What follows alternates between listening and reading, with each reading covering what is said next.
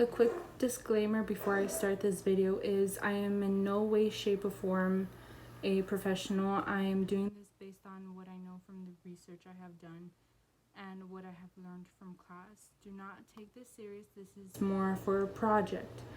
I am not a professional. Some of the things I have shown in this video are from what I've learned and what I've researched.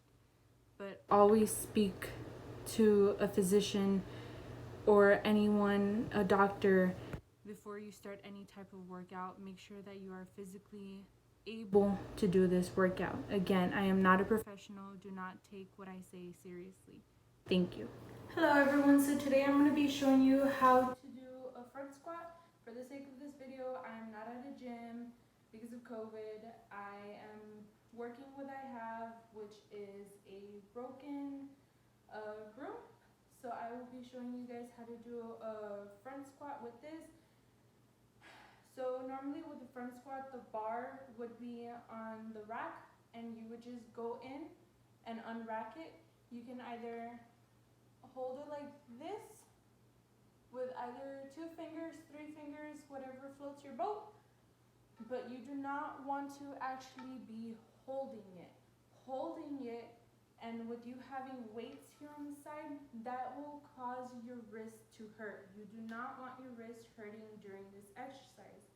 My preference personally, I like to do the little cross shoulder version of it.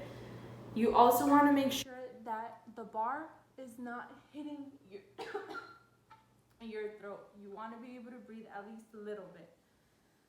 So you want to make sure you don't want to put it on your clavicles. Putting it on your clavicles will hurt. It will cause a lot of discomfort and possibly even bruising and can cause further injury to the bone. So when you go like this, we have a little dip here. That's where you want the bar to be placed. You don't want it here. So that's why you have to make sure that your elbows are parallel to the ground. You do not want them here. You do not want them dropped because then the bar will go forward. You do not want them over here because you do not want to be choking yourself.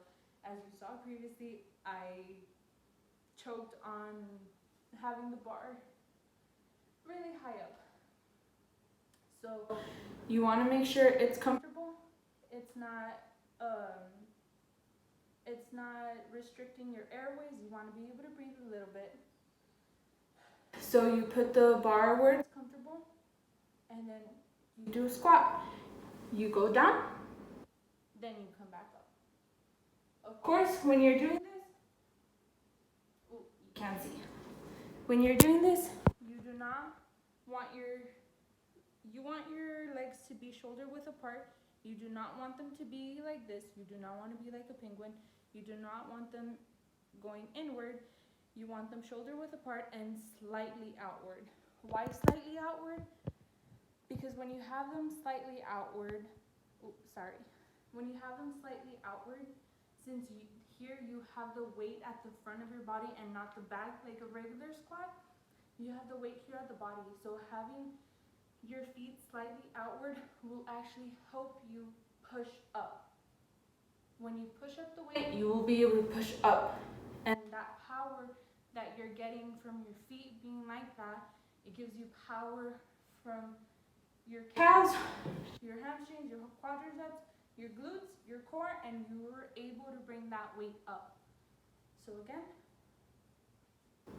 shoulder width apart, slightly outward. You go down, you come back up. When you go down, you want to make sure that either you have your head is like this, your chin is forward, or your chin is down. You do not want your chin to go up. If your chin goes up, the bar will slip, especially if you have it in the regular position. I can't do it like this because it's very uncomfortable for me. And the bar will slip, so you want to make sure that you kind of pinch at it with your chin to keep it in place while also using your arms. Sorry guys, I haven't worked out in a while.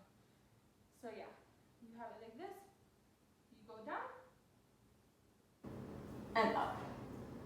You go down and you go up. When you go up, do not lock your legs. Locking your legs will prevent injuries, Especially if you're doing a lot of weight, your knees can get damaged. Especially also if you're a first timer. If you're a first timer and you don't exactly know how to do this yet, it will hurt you. So again, here,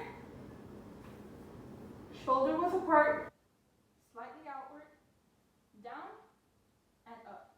Do not bring your elbows down. That's improper. Do not bring your shoulders up. You do not want your chin to go up along with your shoulders. So you need to make sure that you have right positioning. So the muscles that are being used while you're doing this, you're like this, you go down. Obviously, you'll feel it in your calves. You'll feel it back here because this is what gives you power to drive back up. You will also feel it in your quads.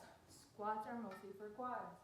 You will feel it coming up. You use your core, you activate your core to try driving yourself back up. But in the process of that, don't forget to use your quads too. But if you have your core strong and you're just activating it, your legs will know what to do. Okay, again. So when you're down, you use your glutes to drive up and you squeeze. Okay? You go down and you squeeze. Don't forget the squeeze. Also, while you're doing this, you're also using your erectors. Your erectors, spinea erector, your muscles in your back to hold that weight up with your shoulders. So you're going like this. Imagine there's like a lot of weight on here and you're driving yourself back up. So all your upper back, your lower back, your legs, your core, everything is all together. They're all activating the same muscles. You're using that muscle to bring this weight up. Imagine this was more than a pound. Also, a lot of mistakes that come with squats, whether it be front squat or back squat, is having bad posture. So when you're doing this, do not go down and bring your back forward. No, because you will be bringing that weight forward, you're going to bring yourself forward, and that's going to cause a bad lift. And also, it can hurt your back. You do not want to hurt your back. It really, really, really hurts. So always try to maintain good posture. Pretend like you're sticking out your butt and you need to like you go down like that and you bring it back up. You do not want to roll forward. You do not want to roll your back. This will be an injury. Also, like I said earlier, your knees, don't lock them. If you lock them when you come back up, eventually that's gonna cause injuries. Again, like I said before, the main way I'm gonna be down here. The main way a lot of people lift it, I don't do it like this because I never got used to the feeling of doing it this way. It just makes me very uncomfortable, but I know a lot of people have it.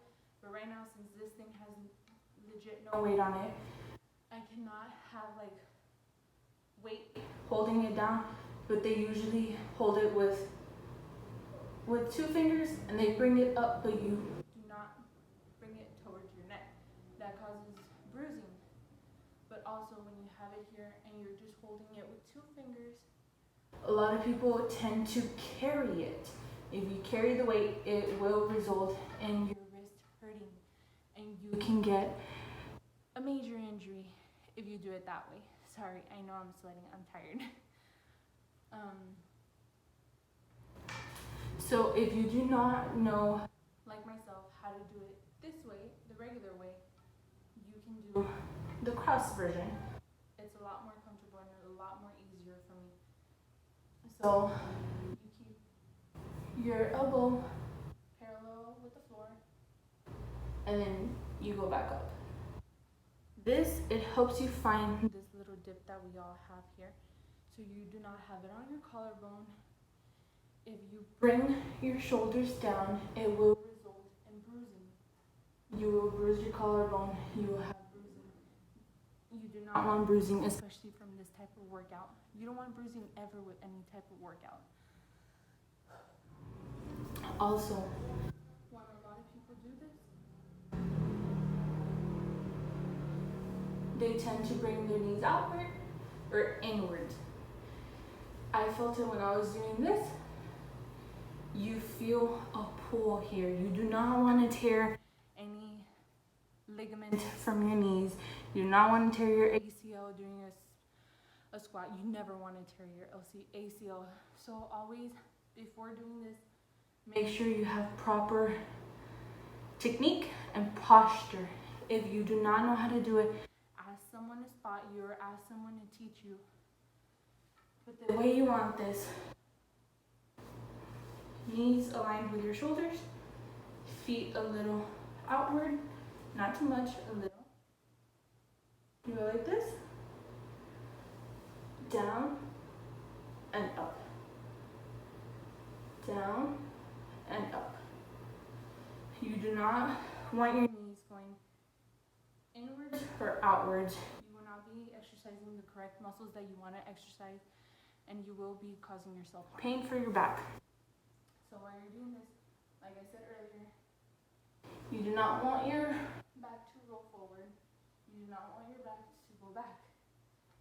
You want to try staying as straight as possible. Do not curve your back. Do not roll your back. Just try leaving it as straight as possible. Down and up. Okay? Don't go forward.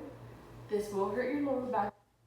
And try to not, I don't know how that's even possible, but don't try going like, don't try lifting the elbows and causing your back to go back.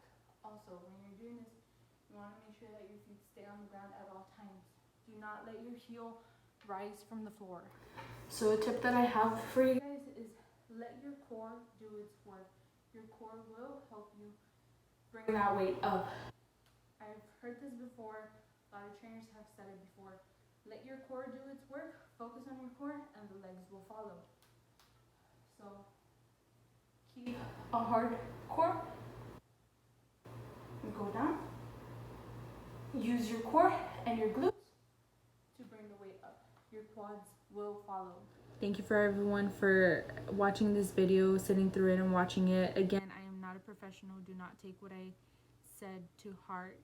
I do try giving you proper form and informing you on the type of muscles that are being used and what techniques to use while doing the front squat, certain ways that you should be doing it and you shouldn't be doing it, what muscles are being activated, and giving you a little bit more information on it. Again, I am not a professional. I only said what I have learned from research, from looking at videos, and from class. Thank you, everyone. Have a good summer.